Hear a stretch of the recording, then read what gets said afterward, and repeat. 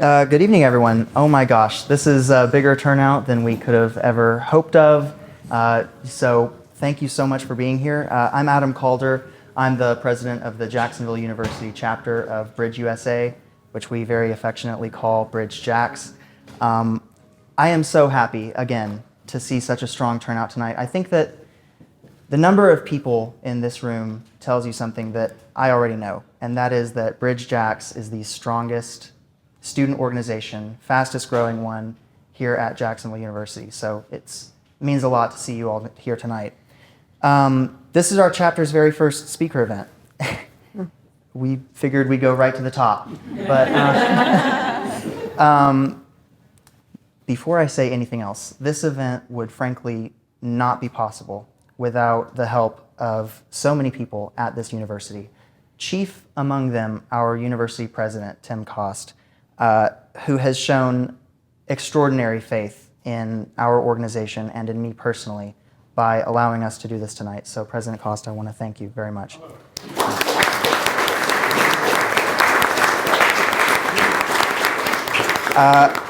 Of course, all of our university leadership, many of whom are here tonight, and I'm so excited to see all of you here tonight.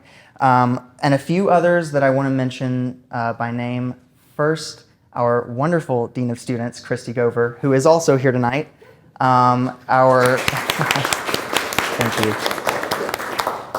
Bambi Brundage from Engagement and Wellness, who is also here tonight, and she's my boss, and she's awesome. So thank you. And Alex Robinson from Strategic Events and Laura Phelps from Marketing. They have all been integral in helping us put on this event. And they've been supporting us as an organization from day one, so I'm really grateful to them. Now, if you didn't know, Bridge USA is a nationwide nonprofit. It's a movement powered by young people like me who are really tired of divisive rhetoric and a politics that says anything goes. And our mission to change the way that we do politics in this country is what drives us forward. Too often these days, I think most of you will agree, especially on college campuses, we quiet ourselves and we build barriers to dialogue for fear of offending, for fear of misunderstanding, or for fear of creating more division.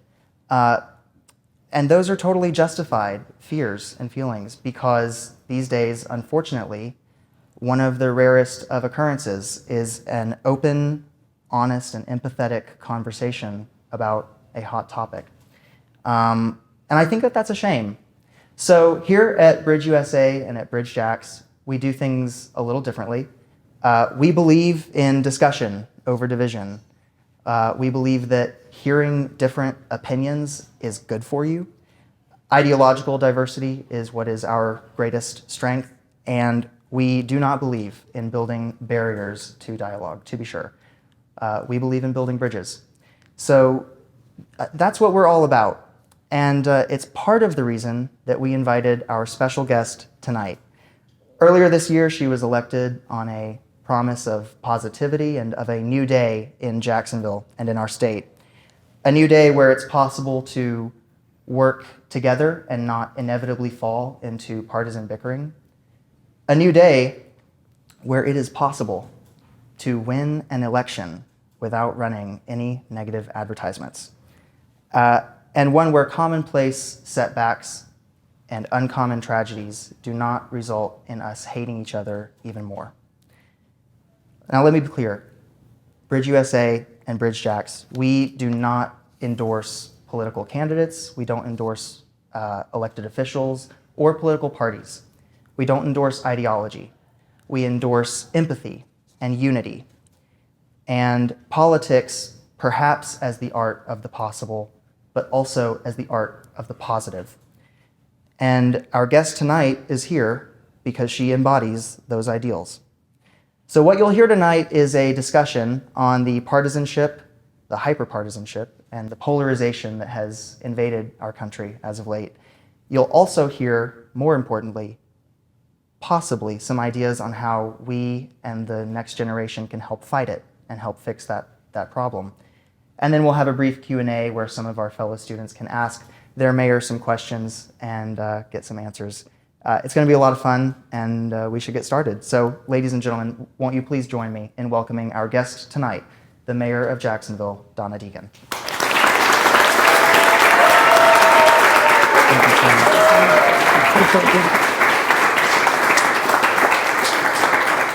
I'm going to take this off of here. You won't be able to see me. Oh my gosh, I can't even tell you how much I am loving being here tonight. Your mission is my mission. I think that what you all stand for is such a huge part of what we need to move forward, not only for young people, but for our entire country. And I have said all through this campaign, and I believe with all my heart, no pressure, but it's you guys. It's y'all that are going to get it done. It's not us. It's not us old geezers who are baked into our ways and won't budge. It's you all with your open minds and your willingness to speak to each other and see each other and recognize each other's humanity and talk to each other.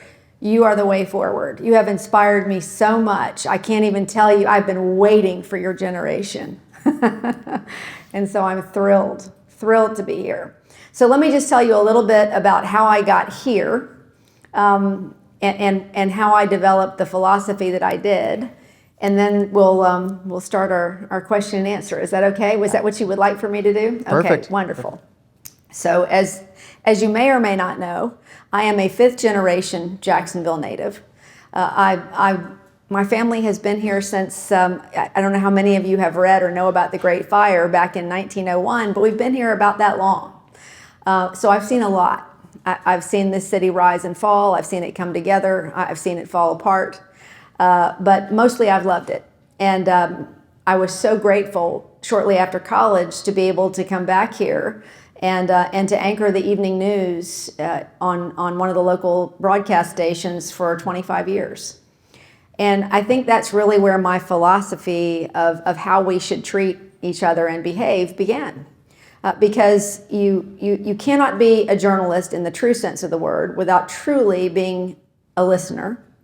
You cannot be a journalist in the truest sense of the word without being open, without doing your very best to take in everyone's point of view, to respect that point of view, and to return what you're hearing to other people. That's really the goal of a journalist, is to accurately describe people's positions and points of view. And that's what drew me into journalism, that and writing. I love to write.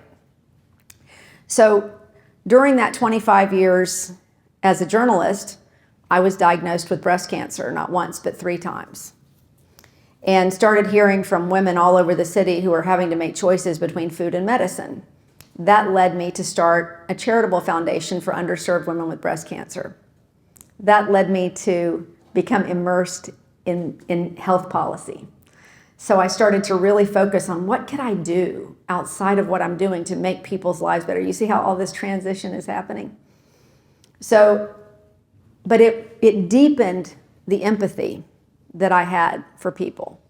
It deepened my love for the people in the city. I had so many people across the city who were praying for me and who were connecting with me while I was going through all of that. Deepened my empathy for what people were going through.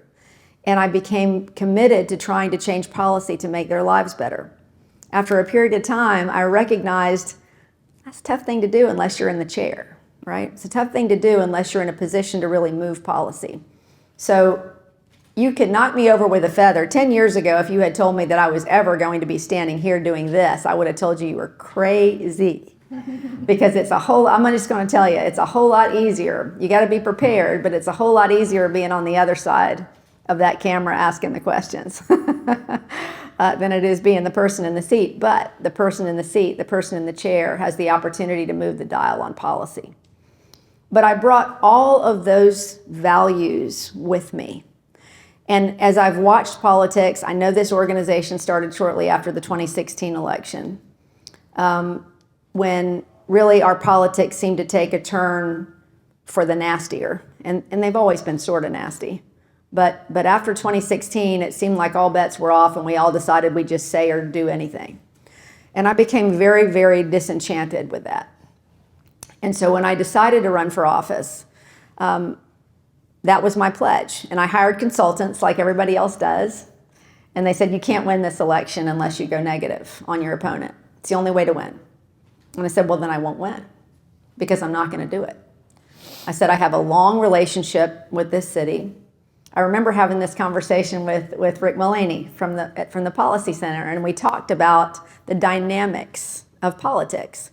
And I said, I just believe that if anybody has the opportunity to break through that wall, if anybody has the opportunity to break through that ugly wall, it's somebody that has been with the community and has known the community and who the community has known for many years. They know my heart. They know what I stand for. They know I love them. I'm not going negative. And so I can tell you, when the rubber met the road there near the end of that election, that became a really tough thing. You sure, Donna? You sure? It's getting tighter. You sure you don't want to go? Just one or two. It won't take much. No, we're not going to go negative. We went through that campaign with a positive outlook, with a message of unity, that the only way forward for our community to break through the hyperpartisanship was to talk to one another, to see one another, to recognize each other's humanity, to listen more than we talk, to just see each other. Doesn't sound so hard, does it? And we won that election by 4 points, which may not sound like a lot, but in today's politics, and especially in a city that is almost evenly divided, that was a pretty big win. And I think the reason that we did win that election was because people resonated with that message. People are exhausted from the ugliness. They're exhausted. They're exhausted from the hate. And I think that people at your age especially, and we saw a lot of you start to make your voices heard on that front. I so appreciate that. The only way we move forward, the only way we continue this momentum is by continuing that process. So what I said is I'm going to make it a commitment to bring Democrats, Republicans, and independents into my administration. We're all going to work together. And that's what we've done. We just passed the first budget in 15 years in the city of Jacksonville that was passed unanimously with a Democratic mayor and a supermajority Republican city council. And I am proud of that fact because it took all of us looking past what a lot of folks were pushing us to do and actually getting it done for the people of the city. And I think if we could blueprint that, and I hope we can with all of you, I think we can not only move our community forward, but our state forward and our country forward. I think we all have seen what happens when hate takes over. You can see it around the world. You can see what happens when people don't recognize each other's humanity, when they stop listening, when they start assuming. And I think that the way forward for all of us is to continue to work together across party lines. Look, you don't have to agree with everything that people say. You just have to have enough respect for them to bring them in and to listen and to try to come to what has become a dirty word in politics, and that is compromise. Because in my mind, the only way we get to if we could even call it a permanent win, is if everybody has something, right? That's what we have to do. What that means is you're going to win some, you're going to lose some. You're going to get what you want, and you're not going to get what you want. So thank you for taking up this cause. I'm so grateful to you, and I'm really looking forward to the conversation and to your questions tonight. You can keep that, Mike.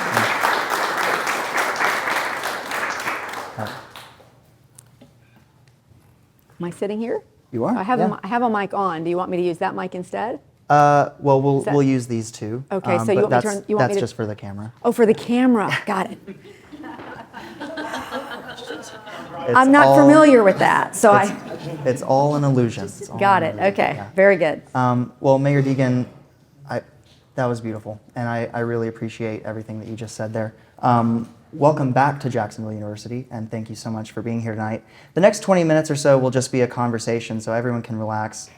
But right out of the gate, first question. Yesterday, I believe, was your 100th day in office. It And was. Yep. Congratulations. Whew, made it. So I'm wondering, can you start us off just by telling us a little bit about your experience so far, and what being the mayor of Jacksonville has taught you, what it's meant so far, if anything, what has discouraged you, but also what has encouraged you about being the mayor of Jacksonville these last 100 days? Well, I've loved being the mayor of Jacksonville these last 100 days. You know, I was saying earlier that a lot of it is you go in every week and you have a plan of what you want to accomplish that week. Here's what I want to get done by Friday, and then it will take this and this and this and this, and you make a plan for every day. And then you come in and everything blows up and you deal with whatever crisis happens to occur. So it's very much like journalism. You know, you come in with a plan for the day and then some breaking news happens and you have to deal with it. So I'm sort of used to crisis management, but what I've learned is the job has a lot to do with crisis management. As much emotional intelligence as you can bring to that process is helpful, because what crisis will always bring in with it is a lot of emotion and a lot of folks who let's say, will take advantage of the politics of any given situation, right? So I think what I've been really encouraged by is that I think we've had a pretty good relationship working across the aisle with the city council. I think that's been wonderful. Not perfect, right? But nothing ever is. But I think it has been pretty much what I've expected, but a joy. Really, I've loved it. There are days when I want to pull my hair out, but by and large, I've really enjoyed it. Well, that's wonderful to hear. I want to go back to right after the election to start off. So you said after you were elected that on election day, unity had won rather than a Republican or a Democrat. And you mentioned this in your opening just a few minutes ago, but that really struck a chord with me, and I know it did with a lot of our members. How much of your victory, and you did speak about this in your opening, but I wonder if you could expand on how much of your victory do you attribute to people being tired of the ugliness of politics, and of the rhetoric that says that we have to hate the other side? Well, I think a lot of it, because I made that a point as we went through the election. You know, it didn't mean that I didn't point out where I disagreed with my opponent. It didn't mean that I didn't specifically talk about problems that I thought we had. It doesn't mean living in la-la land to talk about unity. And that was a point that we continued to drive home over and over again, that it is truly insane what we have started to do to each other. I mean, the things that were said about me. I felt so sorry for my poor husband because, you know, he's the meteorologist on the television station that I used to work for. And so I never saw the ads because I didn't turn on the television. I literally did not turn on the television. I wasn't going to watch them. And he would come home every day just looking like, you know, some dog that had been dragged behind a car, you know. And I said, you got to wear that earpiece all day long and hear those ads. And it was exhausting. And I think his exhaustion was the same exhaustion that we saw from people. But I think what happened there too is what I said to Rick. I think sometimes those things work because people don't know enough about the candidates. People in this community have known me my whole life, whether they grew up with me and went to school, or knew my dad, or knew my grandfather, or saw me on the news or whatever, saw me go through breast cancer, watched me build the foundation in the race. It was hard to convince people with ugly ads that the person they've known their entire life was not that person. Right. And so I think it was really, that helped because it put in stark relief just how ridiculous those things are. So I think it really played a large role, honestly. That and I'll say also the fact that I just determined that I was going to be who I was and say what I felt was the honest thing to say, regardless of where we were in the campaign. What I said the night that we won, I will stand by, and this is absolutely the truth. I wanted to win, but more than that, I wanted love to win. That was really the most important thing to me, and I was just blown away and grateful that it actually happened. Yeah, that's what it's all about. I mean, Yeah. and the positive message did work. You did win. And you mentioned your margin in your opening remarks. You said that you won by 4 points, and that's in a city where a Republican governor won by 12 That's just right. about 6 months prior. So, you know, clearly you were able to convince some people who may not agree with you on all the issues, but who were tired of the ugly politics. But is that just because you're so nice, or is there maybe like a substantial recipe to getting voters of any party affiliation or any ideology to, Well, let me let my staff answer that. Am I nice? No, I don't think it's because I'm nice. I think anybody who followed me during my career in journalism saw me deliver some pretty tough interviews. Mm-hmm. I'm fair. I'm kind. But I don't think anyone would describe me as any sort of a pushover. Mm. So I don't think it was because I was nice. I think it was because I was authentic. I was sincere, and I said what I meant, and I didn't change any of that. So I just think people are starved for people who are present and authentic in a process, no matter what that process is.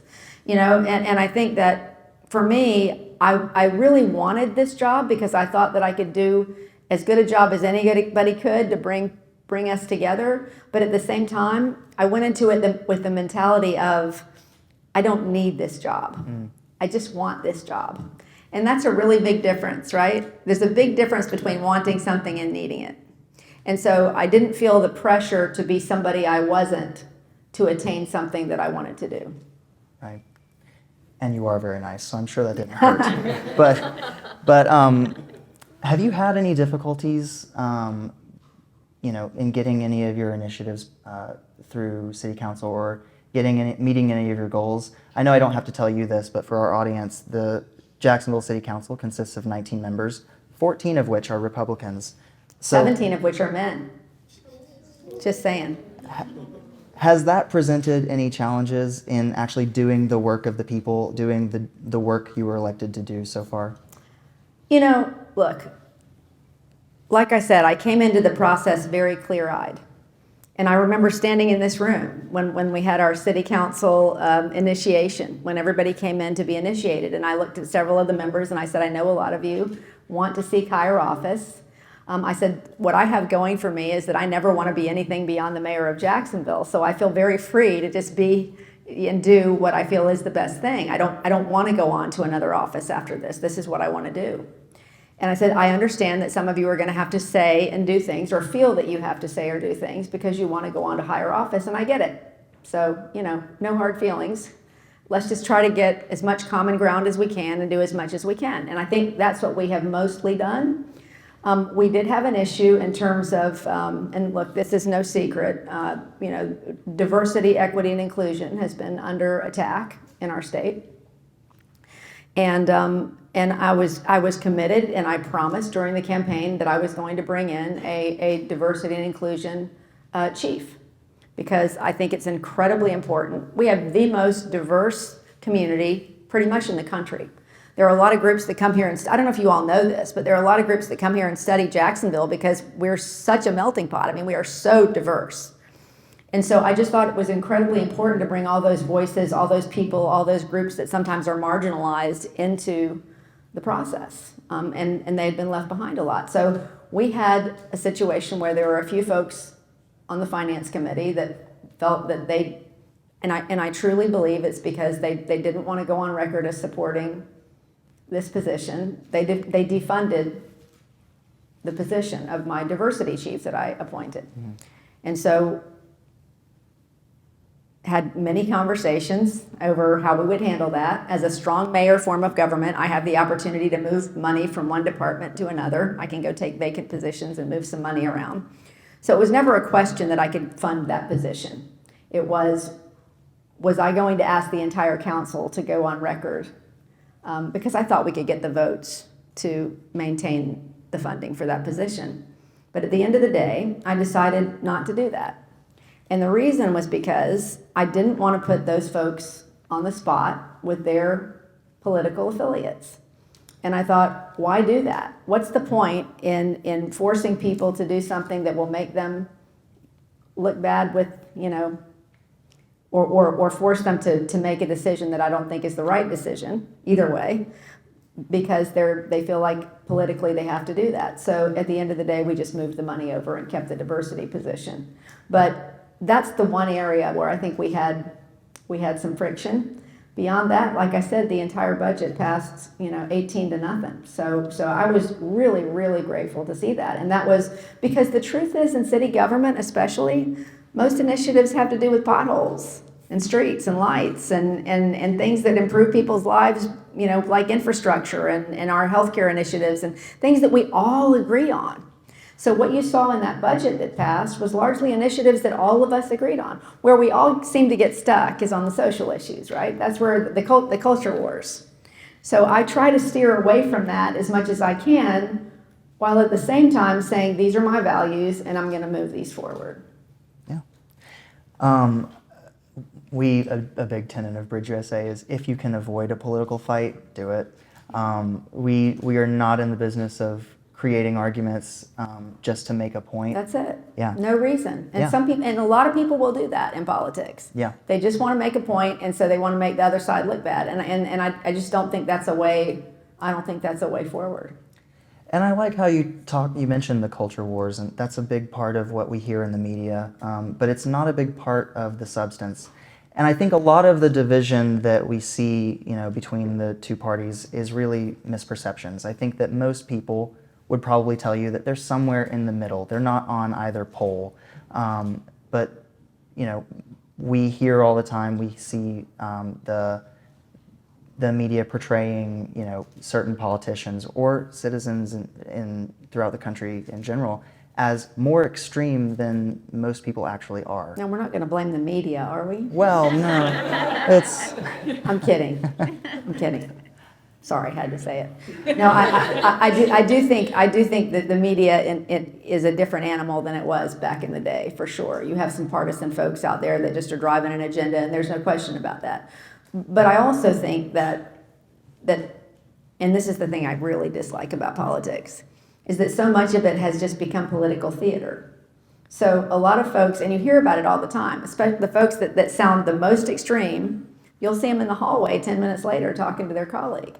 But they're going to blow them up, in public, because that's the way they get, the support and the eyeballs and the clicks, right?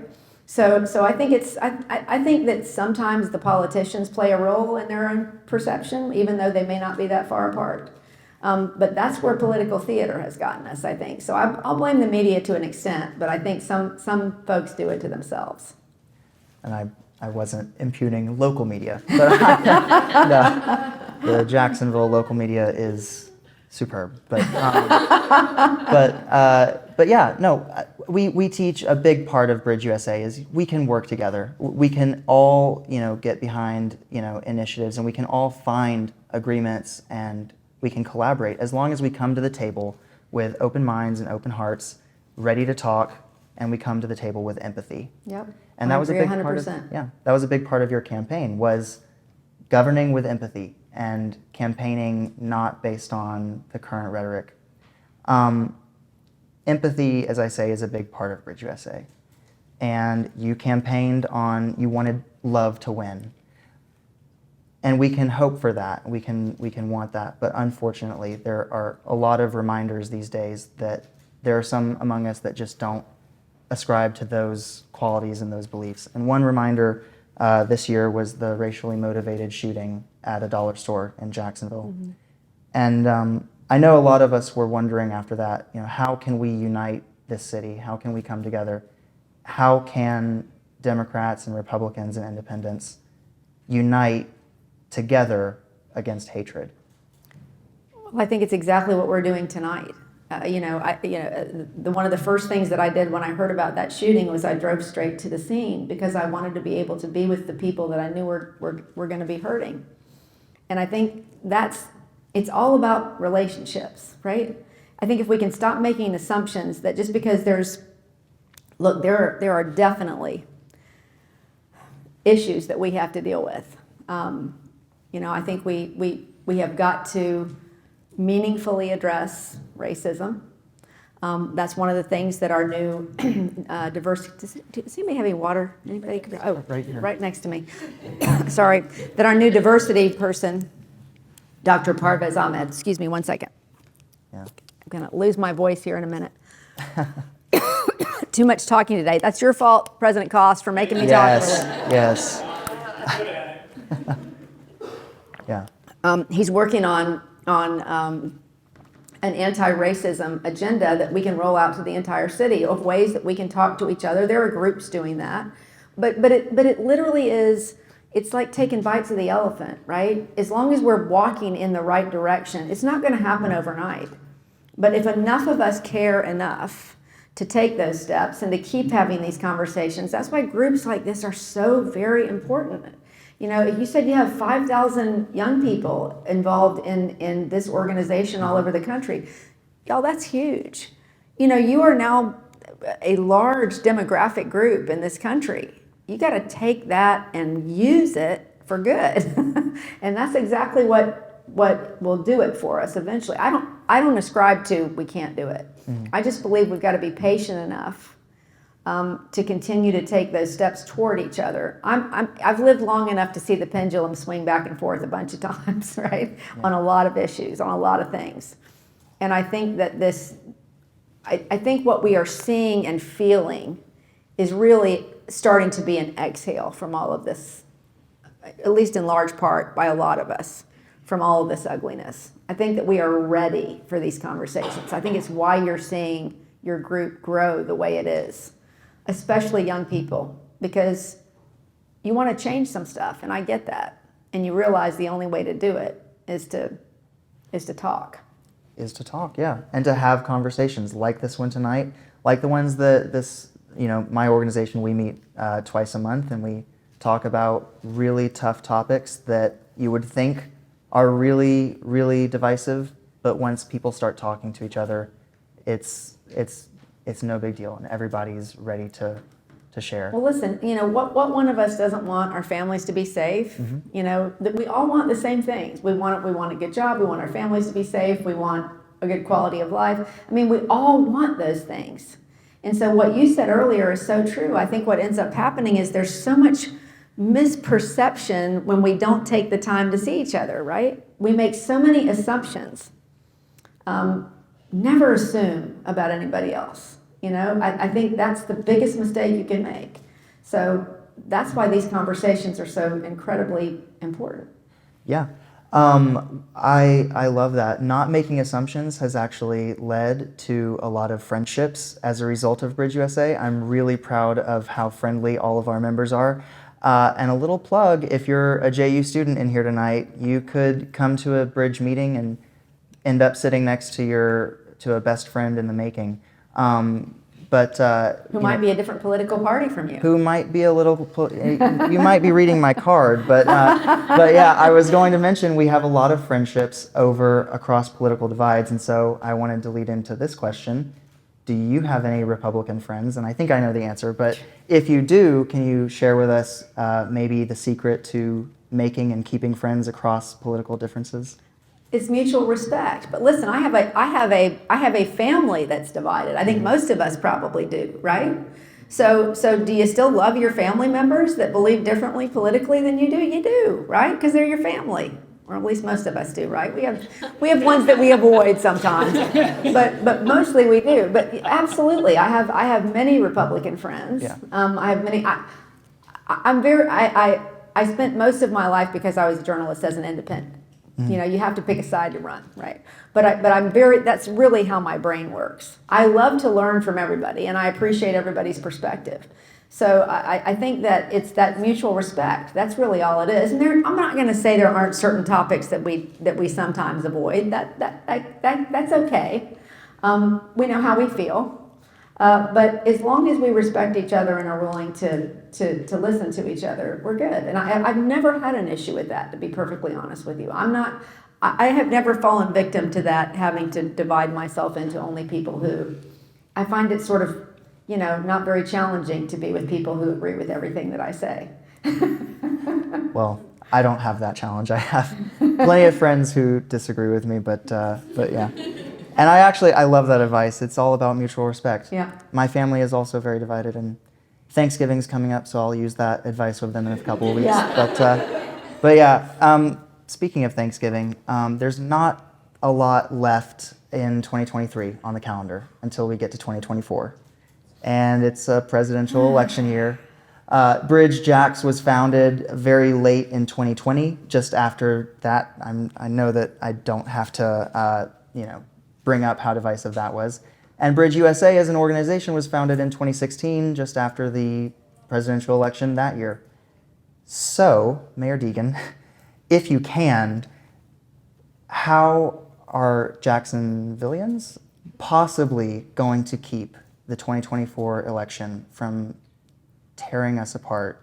I mean, how can the students in this room, how can the students on the campus of JU keep this upcoming election, and this, which is really going to be like an entire year long? I mean, get ready, folks. But how can we keep it from tearing us apart? Honestly, these days, though, doesn't it always feel like we're in an election cycle? Doesn't it feel like we're always there? Certainly, there are going to be people that are going to want to divide us. I've had conversations with people who still believe that is the only way forward, is to win that division. But I think that's on us. I know all I can say is, for me, I intend to continue to lead by example, and I think that's all any of us can do. If we lead by example and we refuse to be drawn in to the hateful rhetoric, doesn't mean we don't say how we feel. Look, I've said from the beginning, I agree with you. We have to have difficult conversations. We got to be able to look at each other, listen to each other, and recognize. I think that's where we've fallen down so many times. Is when things start to get uncomfortable. How many of you guys come from a family? This is so different. I come from a big ethnic family, big Lebanese family. We fight for sport, okay? We sit over the dinner table on Sunday, and we fight like cats and dogs, and then we eat some more, and then we fight like cats and dogs some more. I mean, for sport. Now, in my husband's family, his dad would sit there and say, no one's going to discuss politics at this table. We will not discuss politics. And so nobody did. Nobody talked.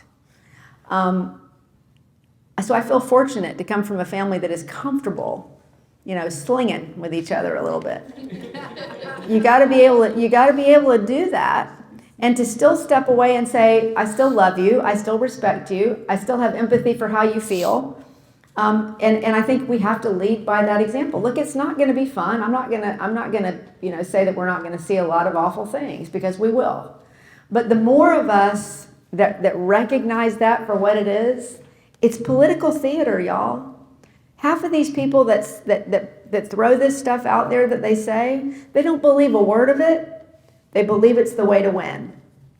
And if we can continue to model a different way, and we continue to tell them at the ballot box that is not acceptable, then I think we got a shot at changing it. So I don't think it's going to be fun, but I think that those of us who strongly believe in dialogue as the way forward have to lead by example. Yeah. Leading by example, I really like that point. We'll transition to a Q&A here in just a few seconds, but I want to ask, I guess I'll finish with this point. The CEO of Bridge USA says something that is really profound. He's on the Forbes 30 under 30, so profound things are not uncommon when he's talking. But his name's Manu Meal. He talks all the time about how this period, the 2020s that we're living through, probably one of the most divisive ones that we've seen, at least in a long time. And he talks about how, in 20 or 30, maybe even 40 or more years, when people ask him, what were you doing in the 2020s? He wants to be able to say, and all of us that are a part of Bridge USA, our goal, we want to be able to say that if nothing else, we were trying to fix the problem. Yep. We were trying to offer solutions. So that's why conversations like this are important. You said that earlier. And we really appreciate that. We really appreciate everything you've said so far. Do you have any final words? Well, no, I'll just echo what you said. If you talk about unity is solution oriented. You can't be for unity and be dug in to an inability to talk or see the person across from you. Unity means that you're going to have to compromise. Doesn't mean you compromise your values. That's not what I'm talking about. But you have to recognize that that means you have to focus on solutions instead of hard and fast ideologies. Does that make sense? You know, we can all feel strongly about what we feel strongly about, and Lord knows I do. But I know that there are half the people in this city that feel one way and half that feel another way and another, you know.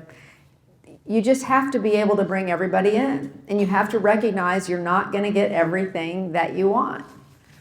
That's part of being a grown-up.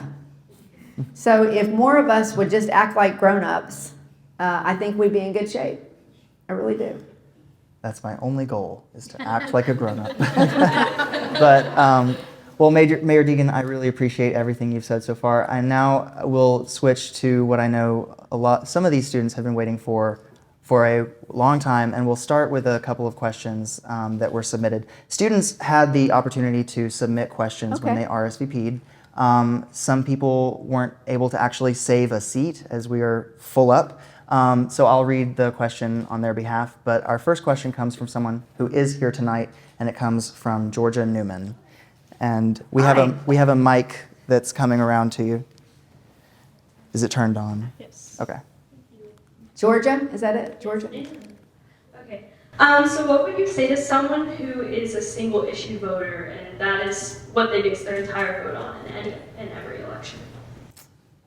I would say that, look, there are some people that are single issue voters, and they've been that way their whole lives, and that's what they're dug into. But I would say that is not a way forward.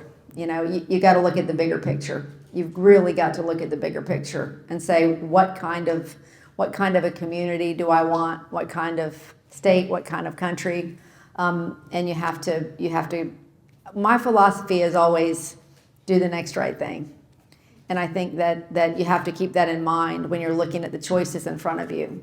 I think single issue voting has gotten us into a lot of trouble in this country, and I would like to think that most people realize it's not a very practical way forward, but that's tough for some people.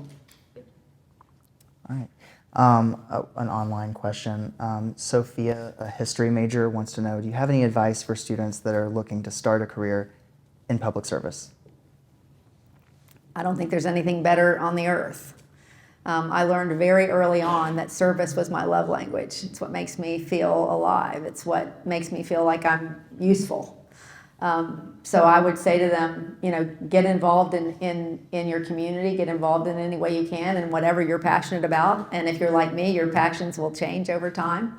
Remain open and curious to what comes in front of you. That's the thing that I remind myself of every day. I get up every morning and I write myself a gratitude list. Because it helps me to start my day in a positive way. And at the end of that gratitude list, after I say thank you for everything, I always write stay curious. Because if we remain curious to whatever happens next, then we're not married to the result.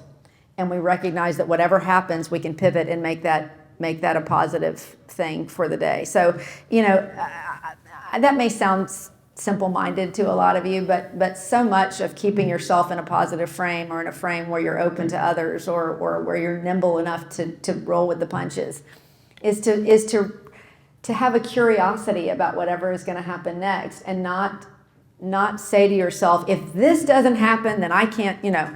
No, you're never going to be able to control whatever happens in your life. That's certainly something I've learned over time. So the best thing you can do is remain nimble to be able to take that in the next positive direction. So stay curious. Stay curious, yeah. Our next question comes from Mason Brenner. Mason? Hi, Mason. Hello, nice to meet you. Nice to meet you. So you mentioned earlier that like you like to listen to a multitude of like perspectives. So has there ever been an instant where your political views have changed since then, while you've been in office? Oh, since I've been in office, so in the last 3 months? Probably not. I can't say my opinions on issues have changed. No, I don't think any of my opinions have changed on things over the past few months. I hope that my tolerance has gotten better for certain things that I find difficult. That's the one thing that I always try to bring myself back to every day, because things can aggravate you, and sometimes people are aggravating. So I hope that my level of tolerance and maturity in dealing with those things continues to get better. That's my hope. That's always my prayer every day, that I can get a little bit better. It's someone's time to wake up, but Or go to bed. yeah, or go to bed. Yeah, someone's nap time. But yeah, we tell all of our members at Bridge USA, you don't have to change your opinions. You can come to the table with the opinions that you already had. If you change them because you've learned new information or you've met someone that has changed your perspective, that's great. But we don't try to change who you are. We just try to change how we talk about who you are. Yep. Yeah. Our next question comes from Catherine Jeffries. And I think there we go. Hi, Catherine. So my question is, who's been your biggest inspiration, either while you were running for office or previously in your career in journalism? I always hate that question because I have so many mentors and people that that I have looked up to in my life. I mean, I always talk, whenever I come to JU, I always talk about Fran Kinney, who was here for so many years and who was just an incredible mentor to me, just in the way that she positively dealt with people, in the way that she saw everybody, in the way that she was always so optimistic, in the way that she encouraged women to do everything that they could do. I absolutely adored her, and she was such an example of a leader that I would like to emulate. But probably if I had to just pick one person overall for my life, it's probably my dad. He hasn't been with me for many years, but I always loved his joy for life, his commitment to his work and to his art, and he always encouraged me tremendously to just be me. You're going to have so many people who are going to try to tell you who you are and what you can do and what you can't do, but if you will just be yourself, you will never have to remember who you are, because you'll always just be yourself, and some people are going to like you and some people will not. But hey, at least they'll know that what they see is what they get. And I have always very much appreciated that. My biggest cheerleader, but also my best teacher, probably. Yeah. I really appreciate that point about your father. Every JU student knows the name Fran Kinney, and she was absolutely a figure to this university. It's really sad that I never got the chance to meet her. She passed away, I think, 3 months or so after I got on campus. But absolutely unmatched human being. Yes. She's an inspiration to every JU student, and I know that after tonight, that a lot of JU students will also count you among that list. So thank you for being here. Very kind. We have time for one last question, and then we're going to wrap it up. I know that it is something that's on our minds. It's what everyone's thinking about. It's probably the most important question of the night. Oh, dear. No pressure. Okay. It's an online submission. Carson, a sports business major here at JU, wants to know, how do you think the rest of the Jags season is going to play out? I think we're going to the Super Bowl. That's what I think. Yes. And I say that not only because I love the Jaguars, but because it'll make it a lot easier to get the stadium deal done if we're winning. So that's the hope and the prayer, going to the Super Bowl. We're going to hold you to that. Okay. But yeah. All right. Well, Mayor Deegan, a wonderful conversation. That's all the time that we have tonight. Thank you so much. I want to thank you for coming out. We really appreciate you taking the time. I really appreciate you and all of you. Thank you. Yeah.